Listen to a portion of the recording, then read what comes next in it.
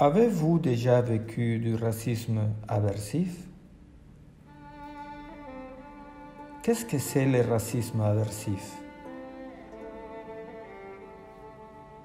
Le racisme aversif est une théorie proposée par Samuel L. Gertner et John F. Dovidio en 1986, selon laquelle les évaluations négatives des minorités raciales ethniques sont réalisées en évitant constamment l'interaction avec d'autres groupes raciaux et ethniques. Contrairement au racisme traditionnel et ouvert, qui se caractérise par une haine et une discrimination manifestée à l'égard des minorités raciales ethniques, le racisme aversif se caractérise par des expressions et des attitudes plus complexes et ambivalentes, mais avec des opinions préjudiciables envers les autres cultures. Le racisme aversif est un terme pour identifier les formes de racisme et de comportements xénophobes subtils, employés par des individus qui sont idéologiquement et ouvertement positionnés contre le racisme traditionnel. Cette nouvelle forme de racisme ne passe plus par une discrimination directe et publique envers les minorités ethniques ou culturelles, mais apparaît plutôt sous la forme de préjugés cachés et inconscients subis par des individus qui nient régulièrement d'être racistes. Ce racisme aversif est le résultat de sociétés occidentales plus complexes et plus diversifiées, avec une tradition libérale établie et dans laquelle il existe une répulsion consciente de montrer un comportement directement discriminatoire envers les minorités ethniques ou culturelles en raison des influences des idéaux d'émancipation et de liberté.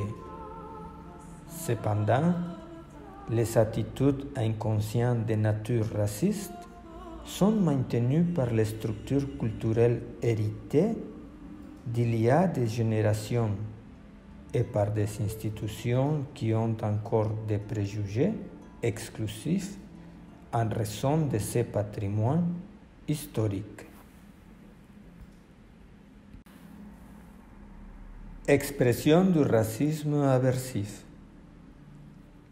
La manifestation du racisme aversif n'est pas celle du racisme traditionnel, publiquement exclusif et hostile envers la minorité noire ou d'autres, mais a une réflexion sur le sentiment d'inconfort au contact, la froideur et le manque d'empathie envers la minorité discriminée. De cette façon, les racistes aversifs, bien qu'ils souhaitent consciemment ne pas subir de préjudices dans les moments où il y a une certaine ambiguïté juridique ou des situations sociales inconfortables, il aura tendance à agir en faveur de son endogroupe et à montrer certaines discriminations émotionnelles envers les groupes minoritaires. Cela se traduit par des attitudes négatives et préjudiciables dans des environnements apparemment neutres tels que le système judiciaire ou éducatif et à des moments où une telle ambivalence apparaît et où la situation jugée n'est pas facile à évaluer, discerner par les normes disponibles.